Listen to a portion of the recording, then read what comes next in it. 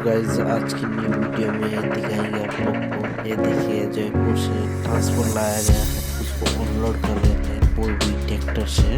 देख सकते हो साथ में मनोज भाई भी है, रस्सी को उड़ा रहा अपने पिकअप में रखेंगे तो देख सकते हो कैसे उठा जा रहा है। कैरेन जैसा है ट्रैक्टर भी, साथ में बलराम भी है ट्रैक्टर में ड्राइविंग कर रहा है वो देखिए। सो दोस्तों आप लोग को वीडियो पसंद आया तो लाइक और सब्सक्राइब जरूर कीजिए। ये देखिए दोस्तों कैसे ट्रांसपोर्ट को उठा के ले जा रहा है ट्रैक्टर, देख सकते हो। ये जो ट्रांसपोर्ट है इसमें चढ़ाई है, हम लोग देख सकते हो।